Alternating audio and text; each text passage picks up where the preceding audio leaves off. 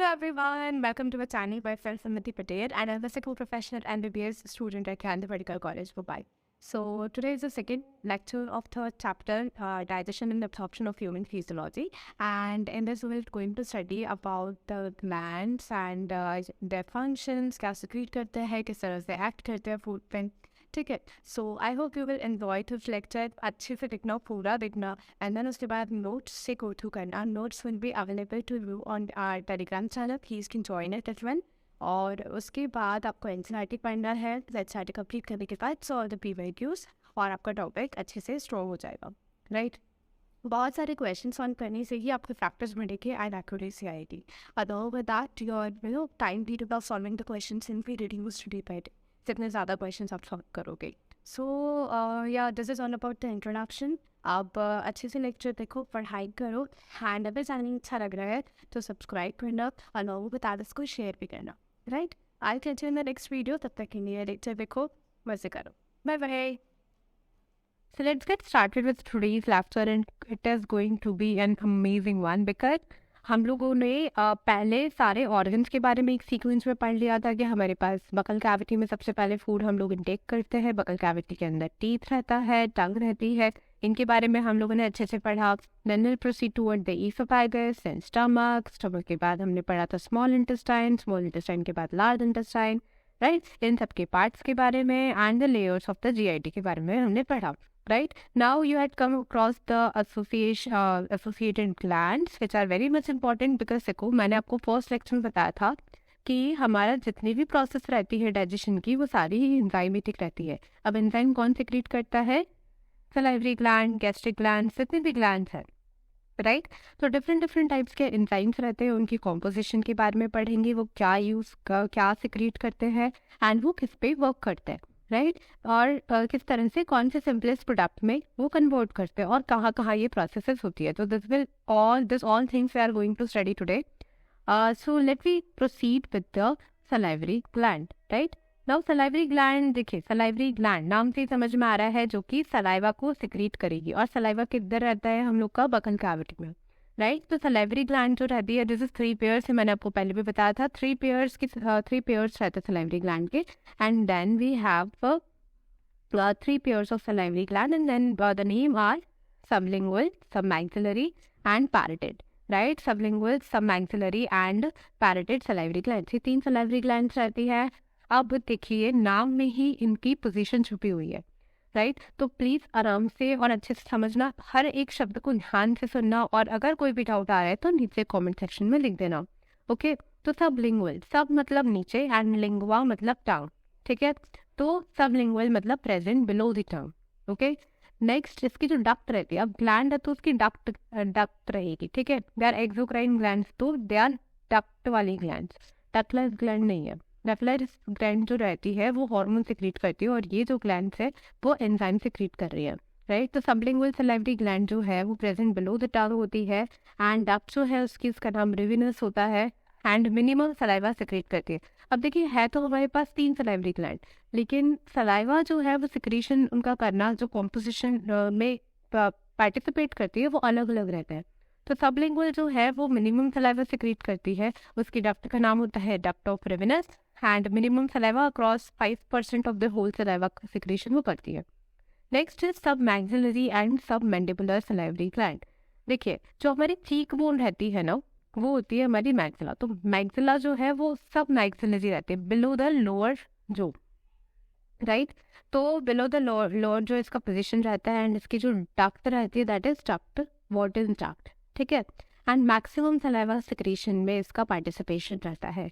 अब आपसे क्वेश्चन क्या पूछेंगे कि इन सब में से मैक्सिमम सलाइवा सिक्रीशन कौन करता है? तो दैट इज सब मैक्सिलरी और सब मैंडिबुलर सलाइवरी ग्लैंड. अब थर्ड ग्लैंड होती है parotid, is the largest salivary gland present below the cheek, ठीक है. ईयर के नीचे रहती है. अगर आप इस तरह से इमेजिन करते हैं ये ईयर है, तो यहाँ पर हमारी पैरोटिड सलाइवरी ग्लैंड रहती है, and it is the largest salivary gland of all, ठीक है. And it is present below the cheek, and release करती है ये 25 to 30% of the total saliva. Duct जो रहती है इट इज स्टेंसन डक्ट. अब मेजर क्वेश्चन जो है वो इनके डक्ट्स पे पूछा जाता है, तो I am giving you the trick. सबसे पहले देखिए LR है ना, लिन रिल ऐसे कर लेना, लिन रिल, ठीक है। लिन मतलब कि लिंगुअल एंड रिल मतलब रेवेनस, ठीक है, हो गया। अब मैक्सिलरी मैंडिबुलर जो है वो एम रहता है, तो एम को ऑपोजिट कर दो, वी हैव डब्ल्यू। तो मैक्सिलरी मैंडिबुलर का कौन सा, वॉटन स्टफ्ड। एंड पास्ट से याद कर सकते हो, parotid salivary gland and Stenson stuffed. Okay, so this is about the trick which I had made, मुझे याद करने के लिए मैंने बनाई थी। सो हियर एंड जो हमारी चीक चिन बोन रहती है, चिन के नीचे वाला जो रहता है, that is your below the lower जो, राइट, तो वो होती है हमारी मैक्सिलरी और मैंडिबुलर। और देखिए इसके दो नाम है, बाकी सबके एक एक ही नाम है, तो इसके दो नाम है, ये मैक्सिमम सलाइवा उसमें हेल्प करेगी, सलाइवा फॉर्मेशन में हेल्प करेगी, ऐसे याद कर सकते हो।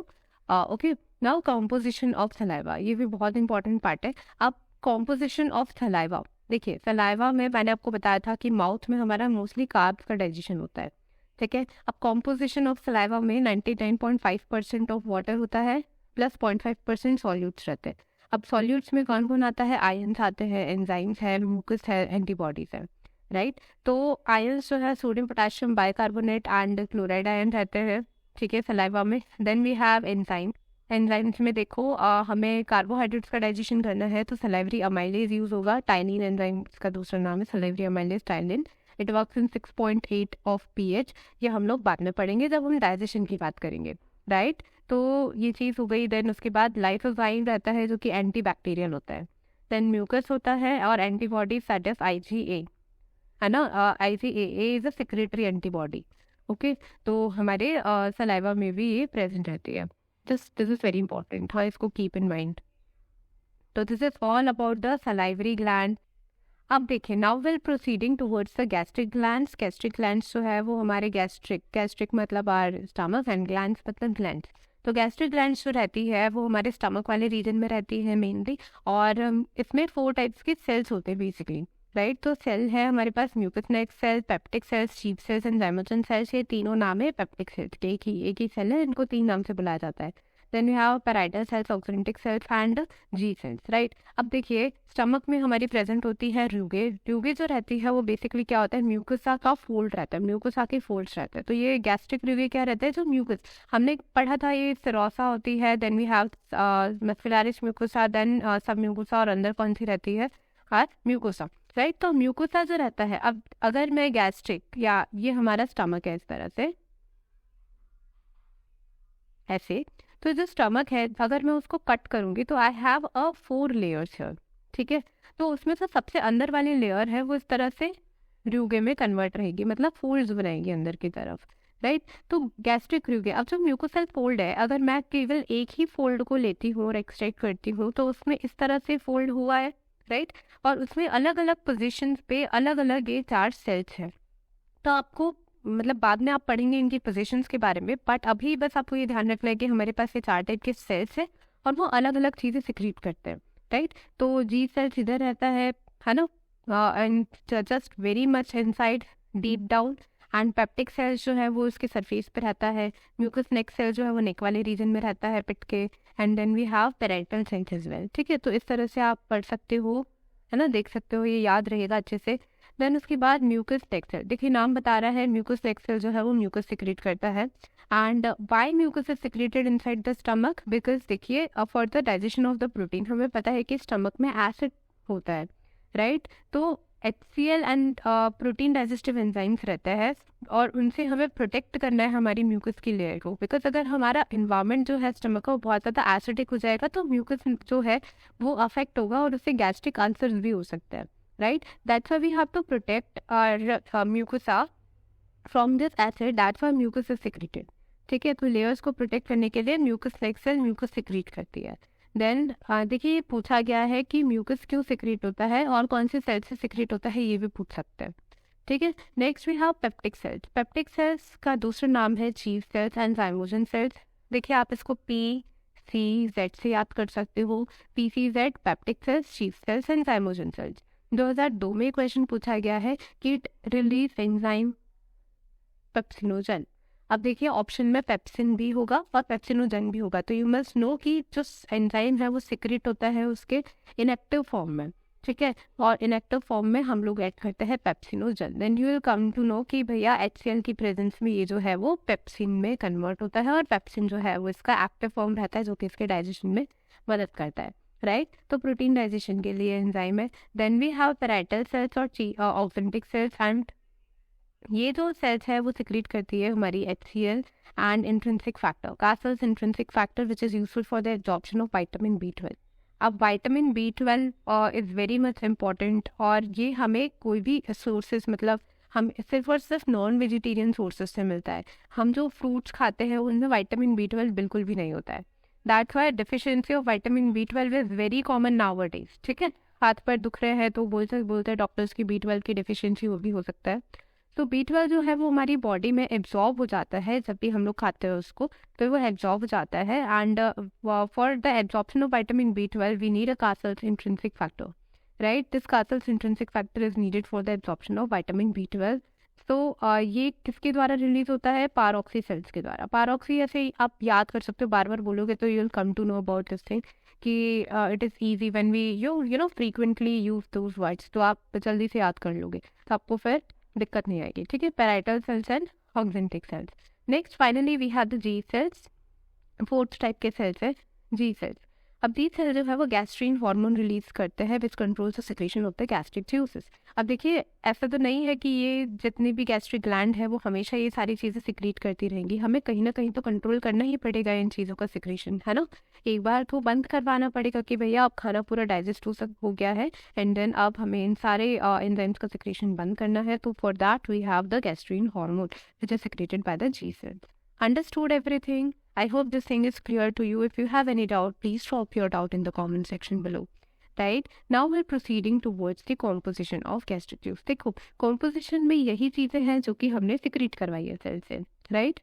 तो देखिए सबसे पहले ये ध्यान रखिएगा कि जो हमारा स्टमक का एनवायरमेंट रहता है दैट इज एसिडिक, उसका pH जो रहता है वो 1.8 रहता है because of the secretion of the acid with the help of the पारोक्सी सेल्स, राइट। तो एसिड का सिक्रेशन हुआ है, which maintains the acidic pH which is useful for the killing of microorganisms जो कि हमारे फूड में अगर आ गए हैं, and activation of the enzymes के लिए नेसेसरी है, बिकॉज एंजाइम होंगे तभी हमारा डाइजेशन हो पाएगा, राइट। तो इसलिए हमारा HCl सिक्रीट होता है सबसे पहले। Then we have Castle's intrinsic factor. As I said here, हमने 2 मिनट पहले डिस्कस किया कि it is useful for the absorption of vitamin B12। And this vitamin B12, why this is very much necessary? Because it is useful for the maturation of RBCs. ठीक है, अगर देखिए vitamin B12 की deficiency हो जाएगी तो RBC mature नहीं होगी, राइट। एंड इसलिए आप केमिस्ट्री में पढ़ोगे कि आपका यहाँ पर विटामिन B12 की डिफिशियंसी से एनीमिया हो जाता है, राइट। तो इसलिए होता है because it is useful for the maturation of RBCs, right? Then in infants we have renin and prorenin for the digestion of milk because infant की major diet जो रहती है that is milk only. तो उनमें rennin का secretion होता है। अब ये रेनिन और RENIN, this 2 renin are different, ठीक है। ये रेनिन जो है वो डाइजेशन वाला है और ये किडनी वाला रेनिन है। तब इसको याद करने के लिए ये देखो कि वी हैव 2 किडनीज और 1 स्टमक। तो 1 स्टमक है तो 2 रेनिन N लगेंगे, और 2 किडनी है तो 1 N लगेगा, ठीक है। ऑपोजिट है, just keep this thing in mind, ठीक। फिर उसके बाद हमारे पास एडल्ट में क्या होता है? देखो एडल्ट में होता है pepsinogen and gastric lipase. Lipase थोड़ा बहुत लिपिड का डाइजेशन होता है, and pepsinogen for the protein digestion. Done with this. Now देखिए ये क्वेश्चन पूछा गया है बार बार कि इन्फेंट में गैस्ट्रिक ज्यूस का कॉम्पोजिशन क्या होगा, तो उनमें रेनिन आएगा, उससे एलिमिनेट कर लेना सारे ऑप्शंस। एंड एडल्ट्स में क्या होगा, तो उनमें पेप्सिनोजन एंड गैस्ट्रिक लाइपेज आएगा, ठीक है। तो इसको ध्यान रखना। और सबसे पहले बहुत सारे ऑप्शन देंगे आपको उसमें, तो आपको रेनिन निकालना है, और रेनिन जिसमें है वो इन्फेंट वाला कॉम्पोजिशन है, ठीक। तो ये पूरा हो गया है हमारा किसके बारे में? गैस्ट्रिक ग्लैंड्स के बारे में। I hope this thing is clear to you. So now we proceeding towards the pancreas. देखो पैनक्रियाज जो है वो एक हेट्रोक्राइन ग्लैंड है, मेसोक्राइन ग्लैंड है। अब देखिए इमेजिन करिएगा ये हमारा स्टमक था, राइट, एंड ये हमारा डिओडिनम है, ओके।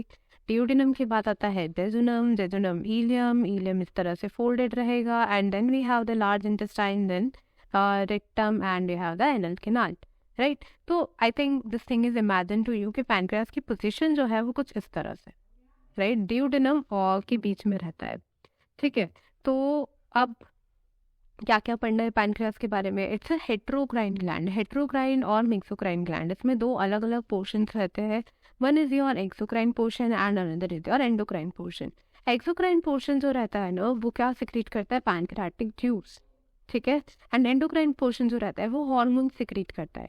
अब हार्मोन जो है वो इंसुलिन और ग्लूकागोन सिक्रीट करेगा, और एक्सोक्राइन पोर्शन जो है वो पैनक्रियाटिक जूस सिक्रीट करेगा, जो कि डाइजेशन में हेल्प करेगा, राइट। तो अब हम लोग क्या पढ़ेंगे?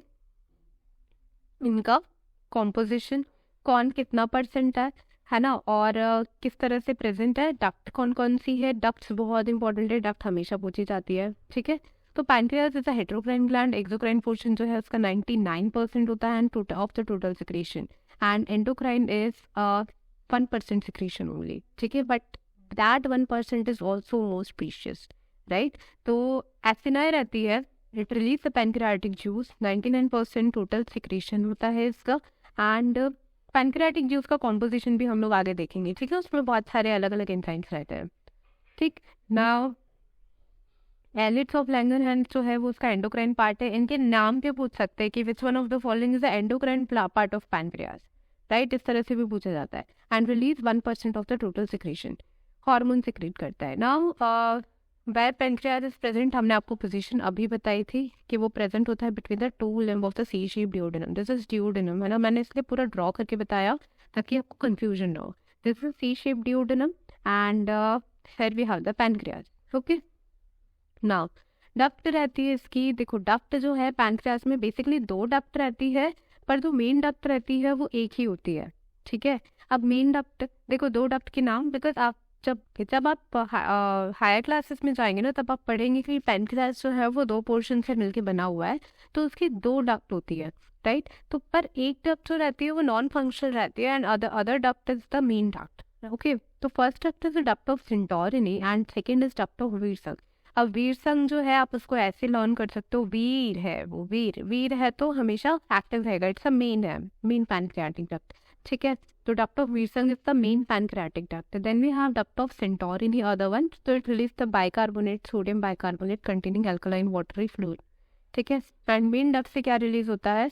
Release the pancreatic juice, also form a hepatopancreatic duct. Hepatopancreatic duct हमने कल बात करी थी कि duodenum में hepatopancreatic duct होती है, राइट, ओपन होती है, तो वो इस तरह से बनती है। नाउ ये बाइकार्बोनेट का ध्यान रखना, डक्ट के नाम पता होना चाहिए, मेन तो इम्पोर्टेंट ये चीज़ है, okay. Now will come towards the composition of the pancreatic juice. Now complete digestive juice, देखिए बहुत इंपॉर्टेंट है ये पैनक्रियाटिक जूस का कॉम्पोजिशन, एंड बहुत बार पूछा गया है ये, तो इसको ध्यान से करना। एंड ये ध्यान रखना है कि पैनक्रियास से जितने भी जूस में जितने भी एंजाइम्स है पैनक्रियास के जूस में, वो सभी इनएक्टिव फॉर्म में आएंगे। एक एंजाइम जो है स्मॉल इंटेस्टाइन का वो आएगा, वो इसके एक एंजाइम दैट इज ट्रिप्सिनोजन को एक्टिवेट करेगा, और फिर ये जो ट्रिप्सिनोजन है वो बाकी सबको एक्टिवेट करेगा, ठीक है। तो ये प्रोसेस इस तरह से होगी। Will come to know about this whole process when we study about the digestion, ठीक है। बट मैं आपको पहले ही एक आइडिया दे रही हूँ कि आपको ध्यान रखना है सबसे पहले क्वेश्चंस में कि ये जितने भी सारे एंजाइम्स होंगे वो सब इनएक्टिव फॉर्म में रहेंगे, ठीक है। अब देखिए, प्रोटीन डाइजेस्टिव एंजाइम्स होते हैं, स्टार्च डाइजेस्टिव एंजाइम होते हैं, फैट डाइजेस्टिव एंजाइम होते हैं, न्यूक्लिक एसिड डाइजेस्टिव एंजाइम्स रहते हैं, जो कि ये बहुत इंपॉर्टेंट है, बिकॉज हमने ये चीज़ पढ़ी थी कि जो डिओडेनम है उसमें हमारा डाइजेशन जो है वो कंप्लीट हो जाएगा, ठीक है। और वो कंप्लीट होगा with the help of these enzymes. अब इसमें देख रहे हो आपके सभी कॉम्पोनेंट ऑफ फूड के डाइजेशन के लिए एंजाइम्स है, राइट। तो ये जो सारे एंजाइम्स है वो डिओडेनम में आएंगे, तो हमारा जो डाइजेशन है of almost all the components present in the food वो कंप्लीट हो जाएगा। एंजाइम्स के नाम बड़े इंपॉर्टेंट है, देखते हैं। देखिए, प्रोटीन डाइजेस्टिव एंजाइम्स में एक प्रोटीन होता है ट्रिप्सिन, तो उसे याद कर सकते हो, ट्रिप्सिनोजन होता है और chymotrypsinogen and procarboxypeptidase, right. Then starch digestive enzyme में हमने सलाइवरी अमाइलेज पढ़ा था, वैसे ही हमारा पैनक्रियाटिक अमाइलेज है। फैट डाइजेस्टिव एंजाइम में पैनक्रियाटिक लाइपेज एंड फोस्फोलाइपेज। देखिए, pancreatic lipase is the strongest lipase, बहुत इंपॉर्टेंट है, ठीक है। और गैस्ट्रिक लाइपेज इतना स्ट्रॉन्ग नहीं होता है, वीक रहता है वो। Then we have nucleic acid digestive enzyme, that is nuclease. Nuclease में डीएनएज और आरएनएज रहेगा, ठीक है। तो ये ध्यान रखना। अब इसको याद कैसे करना है, ठीक है। So we have TCPALN, TCPALN, ठीक है। Trypsinogen, chymotrypsinogen, procarboxypeptidase, amylase, lipase, nucleus, ठीक है, ऐसे याद कर सकते हो। तो ALN से तो आसानी से याद हो जाएगा, और 2-3 बार अगर इस चीज़ को पढ़ोगे तो आपको प्रोटीन रेजिस्टिव एंजाइम तो याद हो जाएंगे। Trypsinogen, chymotrypsinogen, procarboxypeptidase, pancreatic amylase को सिर्फ अमाइलेज याद कर लेना, LN is easy to remember, pancreatic lipase and phospholipase इतना इंपॉर्टेंट नहीं है याद करने का, तो इसको एक बार ध्यान रख लेना बस। बाकी मेन जो है वो लाइपेज है और न्यूक्लियस, ठीक है। तो ये हमारा बात हो गया है किसके बारे में, पैनक्रियाज के एक्सोक्राइन पोर्शन के बारे में। Exocrine portion of pancreas release the pancreatic juice, जिसमें 99% ऑफ द सिक्रीशन होता है, और ये जो है वो सारा डाइजेशन के लिए बहुत ज़रूरी होता है, इनएक्टिव फॉर्म में प्रेजेंट होता है। एक्टिव कौन करता है, स्मॉल इंटेस्टाइन का enzyme that is enterokinase. Next will talk about the endocrine portion of the pancreas. Endocrine part में हमें सबसे पहले ये ध्यान रखना है कि आइलेट्स ऑफ लैंगरहैंस से बना हुआ रहता है, ठीक है। तो क्वेश्चन पूछा जाता है कि endocrine part of pancreas is consist of, तो it is consist of islets of Langerhans, not एथेनाइन, right. Now islets of Langerhans have 3 types of cells, alpha cells, beta cells and delta cells. अब इनको याद कैसे करना है, confusion हो जाता है कभी कभी। सो यू मस्ट नो कि डेल्टा इज लाइक एस की लाइक थोड़ा सा फॉर्मेशन है इसका, तो दैट्स वाई डेल्टा सेल तो हो जाएगा किससे, सोमेटोस्टैटिन, राइट। नाउ अल्फा और ग्लूकेगोन सिक्रीट करता है, तो अल्फा ग्लूकेगोन लाइक ओजी क्रिएटर होता है ना, वैसे ही हमारे पास एजी आएगा, अल्फा एंड ग्लूकेगोन, और बचा हुआ कौन, BI, तो IB या BI आप याद कर सकते हो, राइट। तो ये हम लोग का हो जाएगा किसका, एंडोक्राइन पोर्शन ऑफ पैनक्रियास का। नाउ ग्लूकेगोन क्या करता है और इंसुलिन क्या करता है, उनके फंक्शंस पे बहुत ज़्यादा क्वेश्चन आते हैं। सोमेटोस्टैटिन पे इतने ज़्यादा क्वेश्चंस नहीं आते हैं, बट मैं थोड़ा सा बता देती हूँ कि सोमेटोस्टैटिन जो है वो इनहिबिट करता है secretion of alpha and beta cells को। मतलब अगर देखो यार, बेसिकली हमारी बॉडी में क्या है कि अगर कोई चीज़ इंक्रीज हो रही है तो हमें सिर्फ उसको इंक्रीज नहीं होने देना है। जो इनहिबिटर्स रहते हैं, जो इनहिबिट करते हैं उस चीज़ को, उस काम को रोकते हैं, उनका भी बहुत इंपॉर्टेंट रोल रहता है, क्योंकि अगर ये नहीं रहेंगे तो ये चीज़ एक्सेस में हो जाएगी और फिर आपको डिसीज हो जाएगी। कोई भी चीज़ एक्सेस में नहीं चाहिए और कोई भी चीज़ डेफिशिएंसी में नहीं चाहिए, everything must be balanced inside our body, right. तो इसलिए ये दोनों तो अगर इंक्रीज हो रहे हैं, जो भी आपका जो भी सिस्टम जिस तरह से क्रिएट हो रहा है, अगर ग्लूकोज ज़्यादा है ब्लड में तो फिर ब्लड ग्लूकोज को कम करना पड़ेगा और इसलिए इंसुलिन आएगा, बीटा सेल एक्टिवेट होंगे। बट इन दोनों को सिर्फ एक्टिवेट ही नहीं रहने देना है, तो इस कारण से हमारा जो फंक्शन रहता है डेल्टा सेल का वो यही होता है, with the help of the somatostatin, right. Now alpha cell क्या करता है, अल्फा सेल ग्लूकेगोन सिक्रीट करता है और glucagon increases the blood glucose level, right. So it called hyperglycaemia. अब अगर ये बहुत ज़्यादा हो गया है हाइपरग्लाइसेमिया, तो हमारी बॉडी में ग्लूकोज, बॉडी की ब्लड में ग्लूकोज का लेवल बढ़ जाएगा, right. Then breakdown of glycogen increase होता है, मतलब ग्लाइकोजिनोलाइसिस को इंक्रीज करवाता है। तो ग्लाइकोजन अगर ब्रेकडाउन होगा तो उससे भी ग्लूकोज बढ़ेगा और ब्लड में ग्लूकोज का लेवल इंक्रीज होगा, तो ultimately glucagon increases the blood glucose level. Now अगर ब्लड ग्लूकोज लेवल बहुत ज़्यादा हो चुका है, then there will be a activation of beta cells that secrete insulin and which decreases the blood glucose level, causes a hypoglycemia, and it increases the permeability of the cells for the glucose, that is for the glucose through GLUT4। GLUT4 एक insulin based transporter होता है glucose का, तो उसका permeability increase करता है sales की, right. तो decreases blood glucose level and causes hypoglycaemia. ये बहुत इंपॉर्टेंट पॉइंट है, just keep this thing in mind.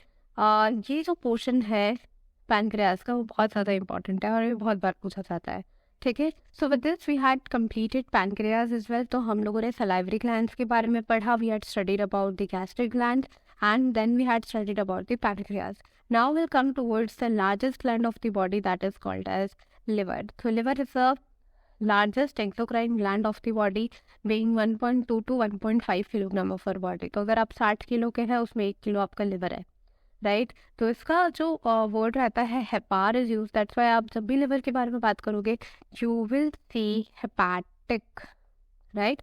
We had studied about the hepatopancreatic duct, है ना, तो वो लिवर की डक्ट है। Hepatic is used for the liver basically, right. तो अब उसकी पोजीशन किधर होती है, तो I tell this thing in the first lecture itself कि हमारा जो स्टमक रहता है वो लेफ्ट साइड पर रहता है और लिवर जो रहता है वो हमारा राइट साइड पे होता है, राइट। तो ये इसकी पोजीशन हो गई abdominal cavity. In abdominal cavity just below the diaphragm, upper right side पे होता है, right, and it is divided into the two lobe. सबसे पहले तो यार हम डायग्राम देखो लिवर का, बहुत प्यारा होता है लिवर। ये देखिए 2 लोब्स है, ये लिवर है, हैविंग अ फैल्सिफॉर्म लिगामेंट, इसमें गॉल ब्लैडर होता है और इनकी डक्ट्स रहती है। बेसिकली लिवर जो है वो बाइल जूस का सिक्रीशन करता है and there is a concentration of bile juice takes place in case in this gall bladder, right.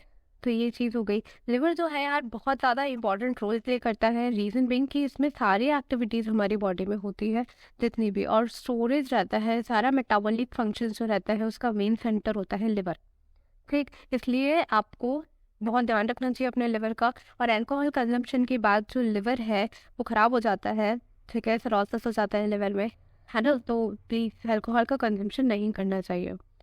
तो it is divided into the two lobes, right lobe and left lobe, ठीक है। Right lobe थोड़ा बड़ा रहता है, left lobe जो है वो छोटा रहता है। Now unit of liver is called the hepatic lobule. एक छोटी सी, लाइक हमारी होल बॉडी की यूनिट होती है सेल, वैसे ही लिवर की यूनिट होती है hepatic lobule. Now it is covered with the help of the Glisson's capsule, ठीक है। एक हेपेटिक लोब्यूल जो है वो ग्लीसन कैप्सूल से कवर रहता है, contains hepatic cells arrange in the form of the cord.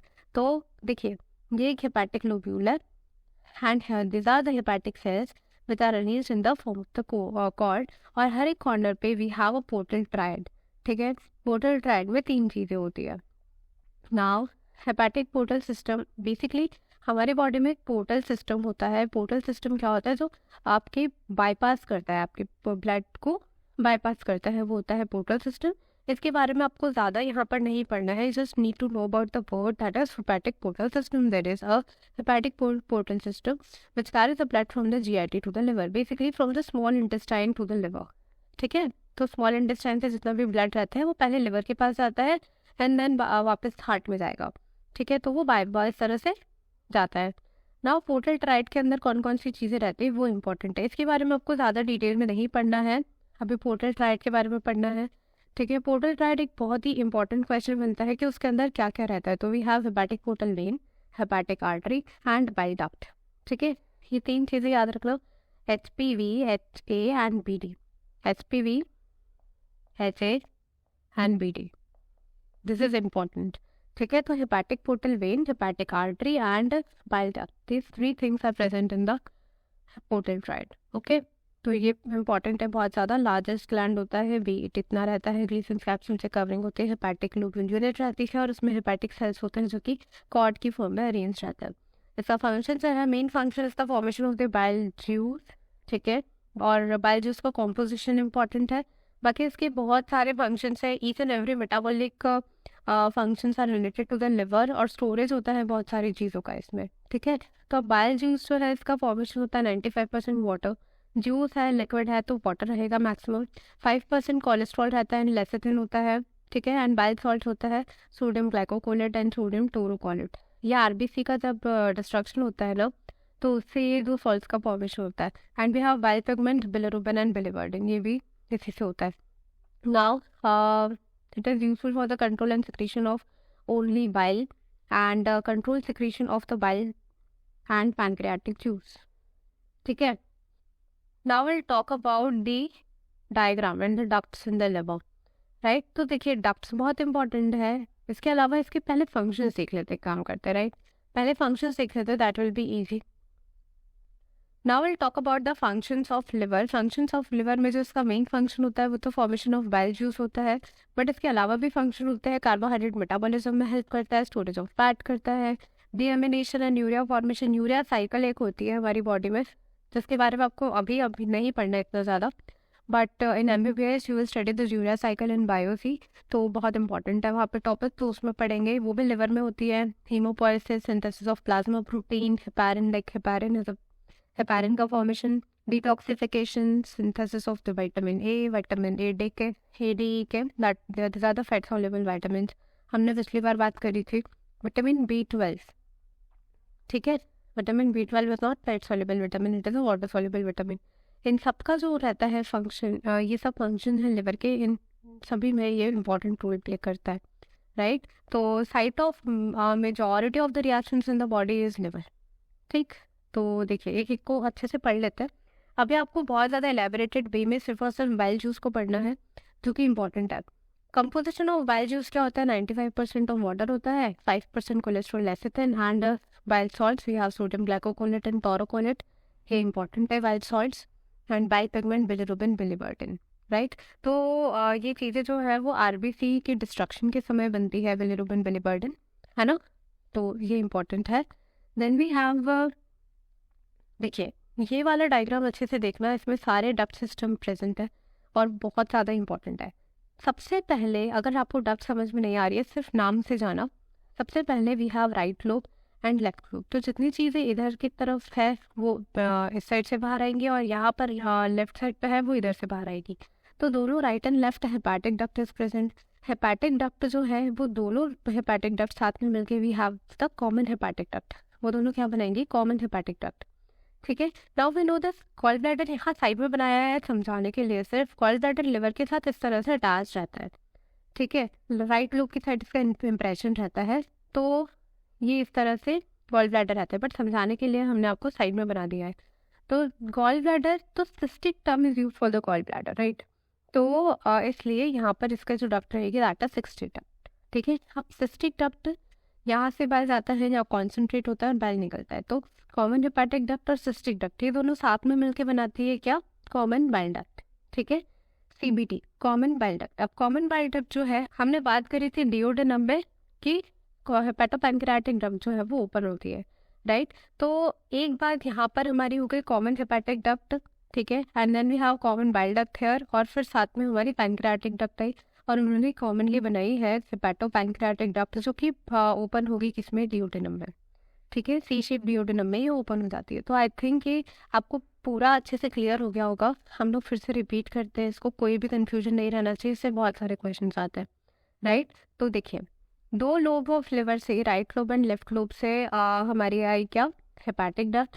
फिर आया हमारा common hepatic duct, common hepatic duct और साथ में यहाँ पर सिस्टिक डक्ट थी गॉल ब्लैडर की, इन दोनों ने साथ में मिलकर बनाया है कॉमन बाइल डक्ट, सीबीडी, ठीक है। तो ये कॉमन हेपाटिक डक्ट है, ये है हमारा सिस्टिक डक्ट, और ये है हमारा कॉमन बाइल डक्ट, ठीक है। कॉमन बाइल डक्ट आ गया। अब पैनक्रियास इधर था, ये हमारा सी शेप डिओडेनम था कुछ इस तरह से, ठीक है, और उसके बीच में, दो लिम्स के बीच में हमारे पास क्या था? पैनक्रियास, तो पैनक्रियाटिक डक्ट आई। अब ये कॉमन बाइल डक्ट और पैनक्रियाटिक डक्ट साथ में मिलकर क्या बनाया है इसने? हेपेटोपैंक्रियाटिक डक्ट। अब जो हेपेटोपैंक्रियाटिक डक्ट है वो ओपन होती है किसमें? डिओडेनम के अंदर। I hope this thing is clear to you, and if you have any problem please to mention in the comment, ठीक है।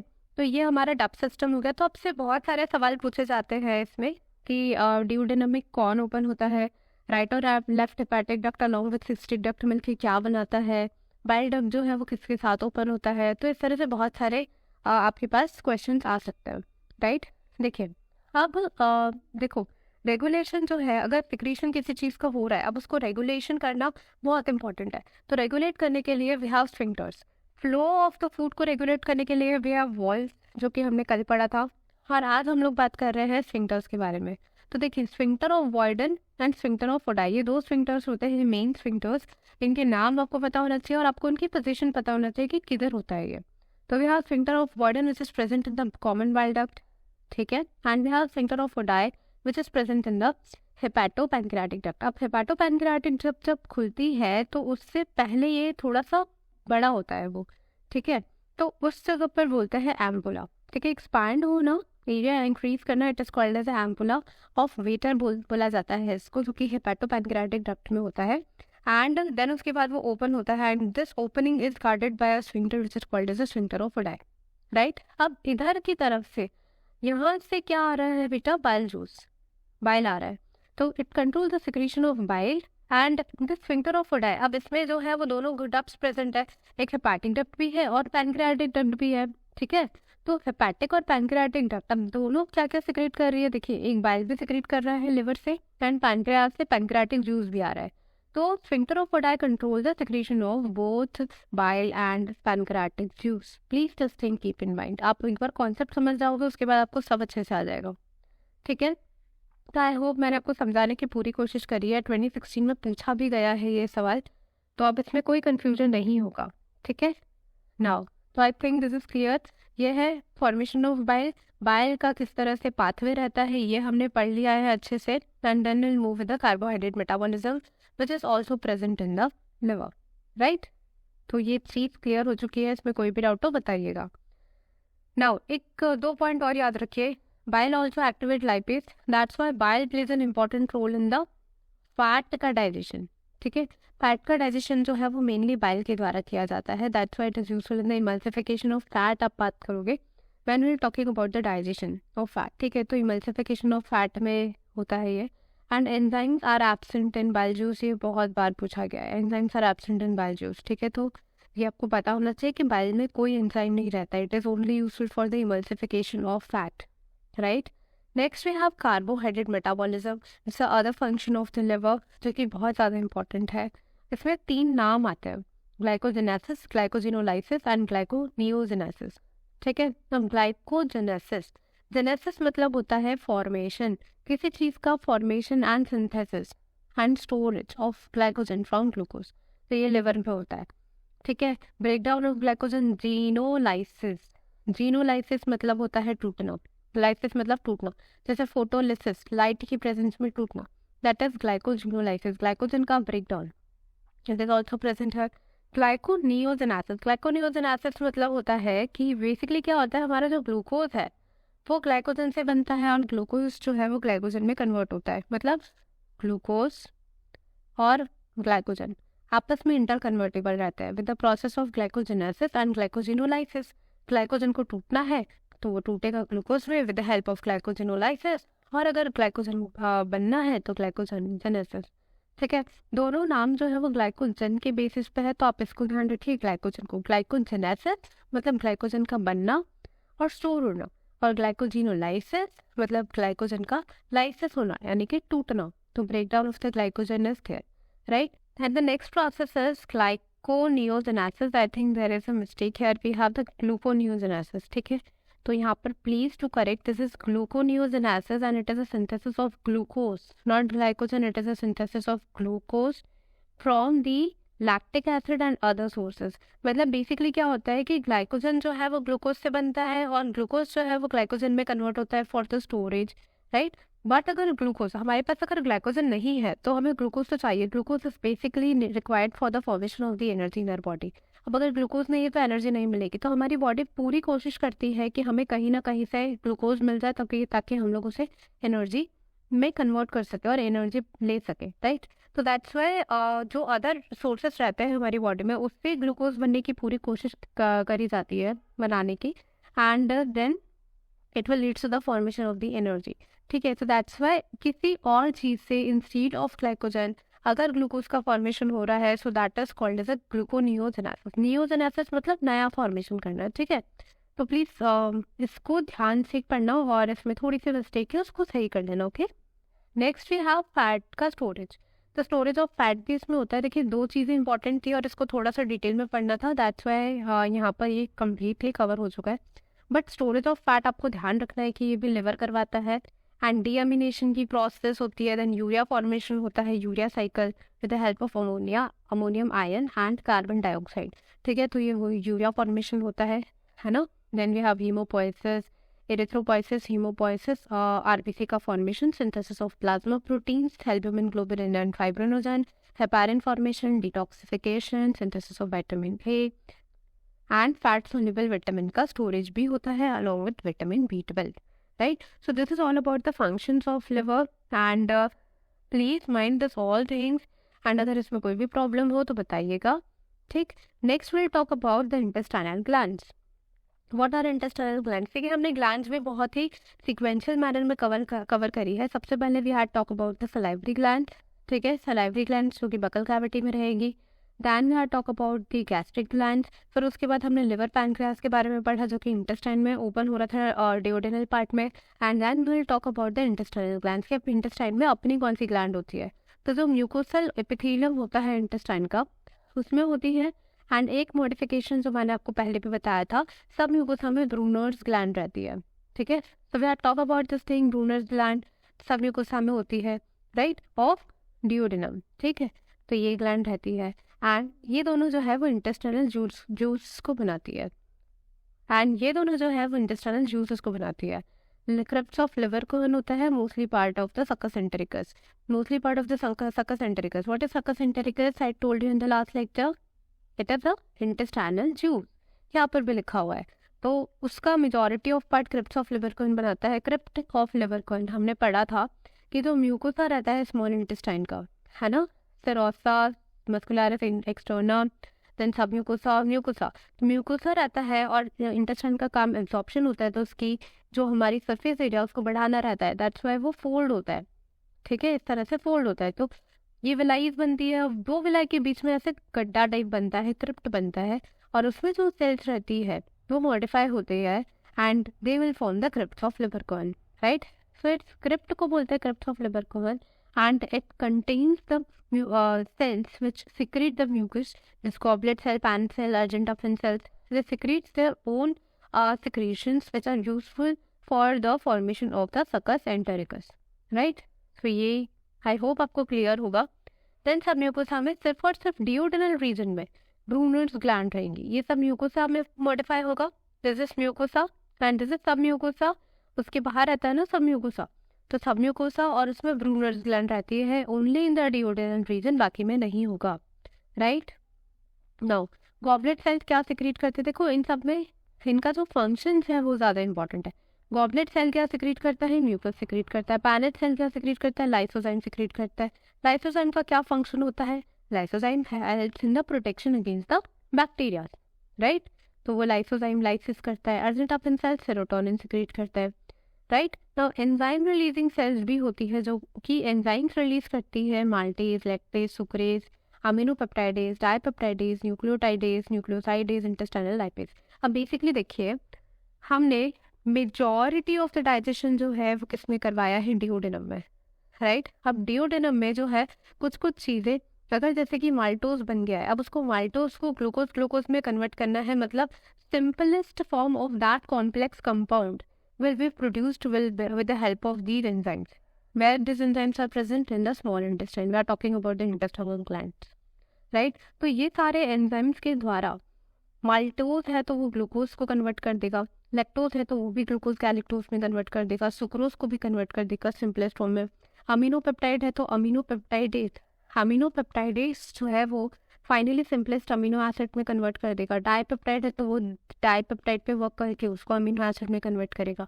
न्यूक्लियोटाइडेज है तो न्यूक्लियोटाइड को कन्वर्ट कर देगा न्यूक्लियोसाइड में, है ना. न्यूक्लियोसाइड है तो वो उसको सिंपलेस्ट फॉर्म में कन्वर्ट कर देगा, है ना, नाइट्रोजन बेसिस. और फिर इंटेस्टाइनल लाइपेज, तो लाइपेज अगर है तो वो फैटी एसिड में कन्वर्ट कर देगा, फैटी एसिड एंड ग्लिसरॉल. तो जो मोस्ट सिंपलेस्ट एब्सॉर्बेबल फॉर्म है वो हमारे इंटेस्टाइन में बन चुका है, right, with the help of these enzymes. Now hormone releasing cells भी होती है, बिकॉज देखिए हार्मोन्स जो है वो बहुत ज़्यादा इंपॉर्टेंट रहता है for the actually proper working of the system. कि भैया अगर हमारा स्टमक में फूड खाली हो चुका है, स्टमक जो है वो खाली हो चुका है एंड अब इधर आ रहा है, तो स्टमक का जो मूवमेंट है उसको बंद करवाना पड़ेगा. स्टमक का जो वॉल्व है उसको थोड़ा रिलैक्स करके फूड को इधर प्रॉपर एंट्री लानी पड़ेगी एंड देन उसके बाद उस वॉल्व को क्लोज करवाना पड़ेगा. So these all functions is maintain with the help of the hormones. तो we have hormone releasing cells as well. Enterogastrone hormone secrete होता है, सिक्रेटीन होता है, CCK-PZ बहुत इंपॉर्टेंट है ये. CCK-PZ is mentioned in the NCERT. तो CCK-PZ ये सारे हार्मोन रिलीजिंग सेल्स भी होते हैं. तो जो एंटेरोगेस्ट्रोन है वो स्टमक का एंटेरोगेस्ट्रोन, ठीक है, गैस्ट्रोन को इनहिबिट करेगा. तो स्टमक के फंक्शंस को इनहिबिट करेगा because now the food is entered into the small intestine, ठीक है. तो स्टमक के फंक्शंस को इनहिबिट करना पड़ेगा. Secretin is the first hormone which is invented and बहुत ज़्यादा बार ये चीज़ पूछी गई है. इसका फंक्शन रहता है इनहिबिट करता है स्टमक को और स्टिमुलेट करता है function of gall bladder and pancreas. Then we have CCK-PZ which is cholecystokinin pancreozymin. Cholecystokinin pancreozymin बहुत इंपॉर्टेंट है, इसलिए बार बार बोल रही हूँ. इनहिबिट करता है स्टमक के फंक्शन को. कोलेसिस्ट अभी हमने पढ़ा था सिस्टिक डक्ट गॉल ब्लैडर की डक्ट होती है और पैनक्रियोजाइमिन नाम आ रहा है पैनक्रियाज. तो गॉल ब्लैडर और पैनक्रियाज को स्टिमुलेट करेगा और स्टमक को इनहिबिट कर देगा, ठीक है. तो ये प्रॉपर किसका फंक्शन होता है? CCK-PZ का. अब देखिए इन दोनों का फंक्शन जो है वो ऑलमोस्ट सिमिलर है but there is a difference in the function of these two hormones which you are studying the higher classes, आपको अभी इतना ही पढ़ना है, नहीं तो फिर कंफ्यूज हो जाओगे, है ना।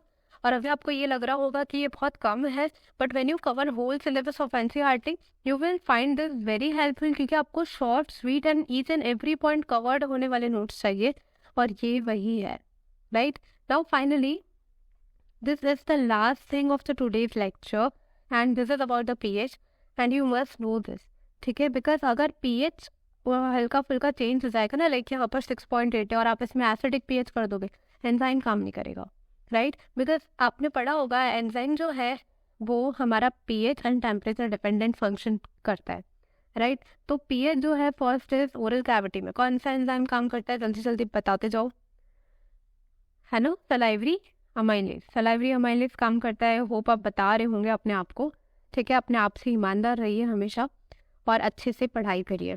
तो ओरल कैविटी में we have salivary amylase 6.8 pH पे काम करते हैं। स्टमक के एंजाइम्स को HCl चाहिए for activation, well study tomorrow, ठीक है, कि किस तरह से प्रॉपर डाइजेशन होता है। तो HCl चाहिए और HCl इज एसिड, एसिड है तो वो एसिडिक pH में काम करेगा, तो वी हैव pH 1.8।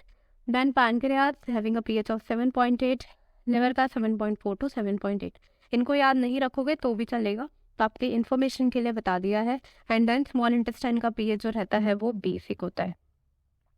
तो आप देख रहे हो स्टमक से स्मॉल इंटेस्टाइन में जब फूड आएगा तो अचानक से वो किससे आ रहा है, एसिडिक मीडियम से बेसिक मीडियम में आ रहा है। तो it is very much important to inhibit the functions of the stomach, otherwise acidity बढ़ जाती है, ठीक है, और वो प्रॉब्लम हो सकती है डाइजेशन में। तो that's why this hormones are useful for them, right.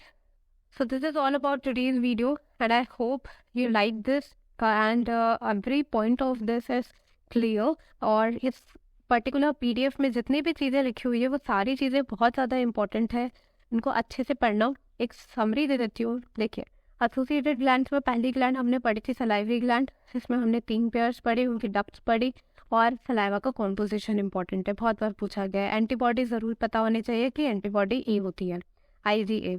Then we have read about gastric glands, mucosa में प्रेजेंट रहती है, किस तरह से सेल्स प्रेजेंट रहते हैं वो भी पढ़ा, ठीक है। और इसमें आपको ये पता होना चाहिए कि कौन सी सेल क्या सिक्रीट करती है, okay. Now we had studied about the composition of gastric juice, वही है जो उनका सिक्रीशन है वो उसका कॉम्पोजिशन बनाएगा। नेक्स्ट पैनक्रियाज पढ़ा, बहुत इंपॉर्टेंट है पैनक्रियाज की position between 2 limbs of the C shape duodenum and उसमें डक्ट होती है, 2 डक्ट होती है। वीर जो है वो क्या होती है, हमारी वीर डक्ट होती है, मतलब मेन डक्ट होती है।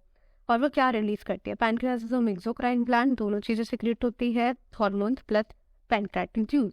उसमें अलग अलग एंजाइम्स होते हैं पर एंजाइम्स जो है वो इनएक्टिव फॉर्म में सिक्रेट होता है, राइट। नेक्स्ट 2 सेल्स होती है इसके एंडोक्राइन पार्ट में जो कि ग्लूकागॉन और इंसुलिन सिक्रेट करती है, जो कि ब्लड ग्लूकोज को मेंटेन करने का काम करता है। नेक्स्ट उसके बाद हमने लिवर के बारे में पढ़ा। लिवर का जो यूनिट रहती है दैट इज हेपेटिक लोब्यूल, जिसके अंदर जो कि कवर होता है ग्लीसन कैप्सूल्स है, एंड देन जिनके अंदर हमारे पास हेपेटिक सेल्स रहते हैं जो कि कॉर्ड के फॉर्म में अरेंज होते हैं। नेक्स्ट हमारे पास आता है पोर्टल ट्रायड जो कि इनके कॉर्नर्स पे रहता है, और उसमें 3 चीज़ें HPV, HA एंड BD जो है वो स्ट्रक्चर ओपन रहता है। नेक्स्ट फंक्शन ऑफ लिवर के बारे में पढ़ा, इनका डक्ट सिस्टम बहुत इंपॉर्टेंट है, इसको अच्छे से पढ़ना। And then wait study about the other functions, carbohydrate metabolism, इन सारे टर्मिनोलॉजीज का मतलब आपको पता होना चाहिए, right. Then we will talk about the intestinal gland. Intestinal gland में मॉडिफिकेशन होता है ड्यूडेनम पार्ट में जो कि होता है हमारा ग्लूनर ग्लैंड, और इलियम में प्रेजेंट होता है crypt of liver coil.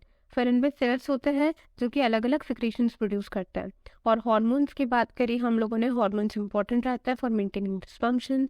And उसके बाद जो हमने पीएच की बात करी, अब देखिए इधर से आएगा क्या, ओरल कैविटी से बोलस आता है स्टमक में, स्टमक से काइम जाएगा अंदर, हैंड एंड स्मॉल इंटेस्टाइन में काइल होगा, राइट। और उनके पीएच जो है वो डिफरेंट रहते हैं और एंजाइम के फंक्शन करने के लिए पीएच बहुत ज़्यादा इंपॉर्टेंट है। So if you like this video please do hit the like button and subscribe to our channel, and yes share करना नहीं भूलें because they will also get benefited with this beautiful notes.